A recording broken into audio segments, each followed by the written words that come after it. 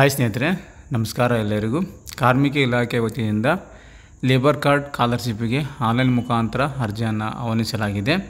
ಯಾರೆಲ್ಲ ಒಂದು labour card ಹೊಂದಿದ್ದೀರಾ, ಕರ್ನಾಟಕ ರಾಜ್ಯದಲ್ಲಿ ಕರ್ನಾಟಕ ಕಟ್ಟಡ ಮತ್ತು ಇತರೆ ನಿರ್ಮಾಣ ಕಾರ್ಮಿಕ ಮಂಡಳಿ ವತಿಯಿಂದ ಪ್ರೌಢಶಾಲೆಯಿಂದ ಅಪ್ ಟು PG ವರೆಗೂ ಮತ್ತು ಮೆಡಿಕಲ್ ಮತ್ತು ಇಂಜಿನಿಯರ್ ಕೋರ್ಸ್ಗಳಿಗೆ SSP ಸ್ಕಾಲರ್ಶಿಪ್ಪಿಗೆ ಅರ್ಜಿಯನ್ನು ಆಹ್ವಾನಿಸಲಾಗಿದೆ. ನಿಮ್ಮ ಹತ್ರ ಕೂಡ ಲೇಬರ್ ಕಾರ್ಡ್ ಇದ್ದರೆ ನೀವು ಕೂಡ ಒಂದು ಶೈಕ್ಷಣಿಕ ಸಹಾಯಧನಕ್ಕಾಗಿ ಅರ್ಜಿಯನ್ನು ಸಲ್ಲಿಸ್ಕೋಬೋದು.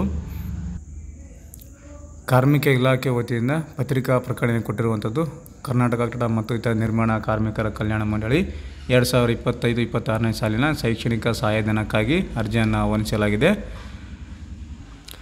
ಲೇಬರ್ ಕಾರ್ಡು ಇದ್ದವರು ಒಂದು ಡೇಟನ್ನು ಕೂಡ ಕೊಟ್ಟಿದ್ದಾರೆ. ರೀಸೆಂಟ್ಲಾಗಿ ಯಾರು ಮಾಡಿಸ್ಕೊಂಡಿರ್ತಾರಲ್ಲ ಅಂಥವ್ರಿಗೆ ಈ ದಿನಾಂಕದಿಂದ ಪ್ರಾರಂಭ ಆಗಿರುವಂಥ ಲೇಬರ್ ಕಾರ್ಡ್ಗೆ ಎಲಿಜಿಬಲ್ ಅಂತ ಹೇಳ್ಬೋದು. 31/5/2025 ಮುಂಚೆ ಯಾರು ಮಾಡಿಸಿರ್ತಾರೆ, ಅಂದರೆ ಈ ಡೇಟ್ನೊಳಗೆ ಹಿಂದೆ ಯಾರು ಮಾಡಿಸಿರ್ತಾರೆ ಅವರಿಗೆ ಈ ಒಂದು ಲೇಬರ್ ಕಾರ್ಡ್ ಸ್ಕಾಲರ್ಶಿಪ್ ಬರುತ್ತೆ ಅಂತ ಹೇಳ್ಬೋದು. ಈ ದಿನಾಂಕದ ನಂತರ ಯಾರು ಅಪ್ಲೈ ಮಾಡಿರ್ತಾರೆ, ಪಡ್ಕೊಂಡಿರ್ತಾರೆ ಲೇಬರ್ ಕಾರ್ಡು, ಅಂಥವರಿಗೆ ಸಹಾಯಧನಕ್ಕಾಗಿ ಅರ್ಜಿಸಲು ಅರ್ಹರಿರೋದಿಲ್ಲ ಅಂತ ಹೇಳ್ಬೋದು. ಈ ಡೇಟ್ನ ಹಿಂದೆ ಯಾರು ಮಾಡ್ಕೊಂಡಿರ್ತಾರೆ ಅಂಥವ್ರಿಗೆ ಒಂದು ಲೇಬರ್ ಕಾರ್ಡ್ ಸ್ಕಾಲರ್ಶಿಪ್ಪು ದೊರೆಯುತ್ತೆ ಅಂತಲೇ ಹೇಳ್ಬೋದು. ಅಂದರೆ ಇವಾಗ 9ನೇ ತಿಂಗಳಿದೆ, 5ನೇ ತಿಂಗಳು ಇಂದ ಆ ಕಡೆ ಯಾರು ಮಾಡ್ಕೊಂಡಿರ್ತಾರೆ ಅವರಿಗೆ ಈ ಒಂದು ಲೇಬರ್ ಕಾರ್ಡ್ ಸ್ಕಾಲರ್ಶಿಪ್ಪು ಹಾಕೋಕ್ಕೆ ಅರ್ಹರಿರುತ್ತಾರೆ ಅಂತ ಸ್ಪಷ್ಟವಾಗಿ ಕೊಟ್ಟಿದ್ದಾರೆ ಅವರು. ನೋಡಿ, ಆ್ಯಕ್ಚುಲಿ ಅದು 1 ವರ್ಷ ಓಲ್ಡ್ ಕಾರ್ಡ್ ಇದ್ದವರಿಗೆ ಶೈಕ್ಷಣಿಕ ಸಹಾಯಧನ ಬರ್ತಾಯಿತ್ತು. ಸೊ ಇವಾಗ 6 ತಿಂಗಳ ಮಟ್ಟಿಗೆ ಕೊಟ್ಟಿದ್ದಾರೆ. ನೋಡಿ, ಈ ಡೇಟ್ ಹಿಂದ್ಗಡೆ ಯಾರು ಮಾಡಿಸ್ಕೊಂಡಿದ್ದಾರೆ ಅಂಥವ್ರಿಗೆ ಎಲಿಜಿಬಲ್ ಅಂತ ಹೇಳಿದ್ದಾರೆ.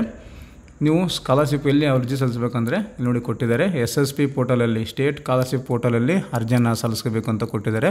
ಲೇಬರ್ ಕಾರ್ಡ್ ಸ್ಕಾಲರ್ಶಿಪ್ಪು ಅವಾಗ ನಾವು ವೆಬ್ಸೈಟ್ನಲ್ಲಿ ಹಾಕ್ತಾಯಿದ್ವಿ. ಸೊ ಇವಾಗ ಅದು ಶೈಕ್ಷಣಿಕ ಸಹಾಯಧನ ಅಂತ ತೋರಿಸ್ತಾ ಇಲ್ಲ. ಹಾಗಾಗಿ SSP ಪೋರ್ಟಲಲ್ಲಿ ಹಾಕೊಳ್ಳಿ ಅಂತ ತೋರಿಸ್ತಾ ಇದೆ. ಇವಾಗ ನಿಮ್ಗೆ ತೋರಿಸ್ತೀನಿ SSP ಪೋರ್ಟಲಲ್ಲಿ. ಮತ್ತು ಈ ಒಂದು ಲೇಬರ್ ಡಿಪಾರ್ಟ್ಮೆಂಟ್ನಲ್ಲಿ ಇರುವ ಪೋರ್ಟಲಲ್ಲಿ ಶೈಕ್ಷಣಿಕ ಸಹಾಯಧನ ರಿಮೂವನ್ನು ಮಾಡಿದ್ದಾರೆ. ನೋಡಿದ್ದು ಲೇಬರ್ ಡಿಪಾರ್ಟ್ಮೆಂಟ್ ಪೋರ್ಟಲು, ಇಲ್ಲಿ ಯೋಜನೆಗಳು ತೋರಿಸ್ತಾ ಇದೆ. ಶೈಕ್ಷಣಿಕ ಸಹಾಯಧನ ಇಲ್ಲ, ಇಲ್ಲಿ ಎಲ್ಲ ಒಂದು ಯೋಜನೆಗಳಿದ್ದಾವೆ. ಶೈಕ್ಷಣಿಕ ಸಹಾಯಧನ ಒಂದು ಬಿಟ್ಟು ಉಳಿಕೆ ಎಲ್ಲ ಒಂದು ಯೋಜನೆಗಳು ಇದರಲ್ಲಿ ಇದ್ದಾವೆ. ಸೊ ಇದನ್ನು SSP ಪೋರ್ಟಲಲ್ಲೇ ಅಪ್ಲಿಕೇಶನ್ ಹಾಕೋಬೇಕು ಈ ಒಂದು ಲೇಬರ್ ಕಾರ್ಡ್ ಅಂತಲೇ ಹೇಳ್ಬೋದು. ನೆಕ್ಸ್ಟ್ ವಿಡಿಯೋದಲ್ಲಿ ತಿಳಿಸ್ಕೊಡ್ತೀನಿ ಯಾವ ರೀತಿ ಒಂದು ಲೇಬರ್ ಕಾರ್ಡ್ ಇದ್ದವರು ಈ ಒಂದು SSP ಪೋರ್ಟಲಲ್ಲಿ ಅರ್ಜಿಯನ್ನು ಸಲ್ಲಿಸ್ಕೋಬೇಕಂತ. ಇವತ್ತಿನಿಂದ ಅರ್ಜಿಗಳು ಪ್ರಾರಂಭ ಆಗಿದ್ದಾವೆ. ಒಂದು ಲೇಬರ್ ಕಾರ್ಡ್ ಸ್ಕಾಲರ್ಶಿಪ್ಪು ಕೊನೆಯ ದಿನಾಂಕ 31/10/2025 ಕೊಟ್ಟಿದ್ದಾರೆ. ನೋಡಿ, ನೆಕ್ಸ್ಟ್ ಮಂತು 31ವರೆಗೂ ಅವಕಾಶ ಕೊಟ್ಟಿದ್ದಾರೆ. ನಿಮ್ಗೆ ಆರಾಮ್ 1.5 ತಿಂಗಳ ಟೈಮ್ ಇದೆ, ಅಪ್ಲಿಕೇಶನ್ ಹಾಕ್ಕೊಳ್ಳಿ. ವೆಬ್ಸೈಟು ಕೂಡ ಕೊಟ್ಟಿದ್ದಾರೆ, SSP karnataka.gov.in ಅಂತ.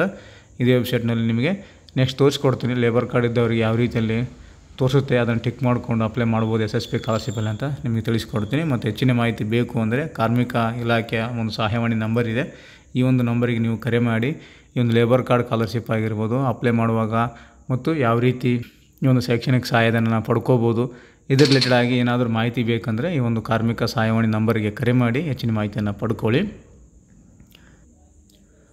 ಸ್ನೇಹಿತರೆ, ಇದಿಷ್ಟು ಈ ಒಂದು ಕಾರ್ಮಿಕ ಇಲಾಖೆ ವತಿಯಿಂದ ಸಹಾಯಧನಕ್ಕಾಗಿ, ಶೈಕ್ಷಣಿಕ ಸಹಾಯಧನಕ್ಕೆ ಅರ್ಜಿ ಆಹ್ವಾನ ಆಗಿರೋ ಬಗ್ಗೆ ನಿಮಗೆ ಮಾಹಿತಿ ಕೊಟ್ಟಿದ್ದೇನೆ. ಈ ಒಂದು ಮಾಹಿತಿ ನಿಮಗೆ ಉಪಯುಕ್ತ ಆಗಿದೆ ಅಂತ ಅಂದ್ಕೊತೀನಿ. ಇದರ ರಿಲೇಟೆಡ್ ಆಗಿ ಏನಾದರೂ ಮಾಹಿತಿ ಬೇಕು ಅಂದರೆ ಕಮೆಂಟ್ ಮಾಡಿ. ಹೆಚ್ಚಿನ ಮಾಹಿತಿ ಕಮೆಂಟ್ ಸೆಕ್ಷನಲ್ಲಿ ಹಾಕಿರ್ತೀನಿ, ನೋಡ್ಕೊಳ್ಳಿ. ನೆಕ್ಸ್ಟ್ ವಿಡಿಯೋದಲ್ಲಿ ಅರ್ಜಿಯನ್ನು ಯಾವ ರೀತಿ ಸಲ್ಲಿಸೋದು ಅಂತ ತಿಳಿಸ್ಕೊಡ್ತೀನಿ. Thanks for the watching.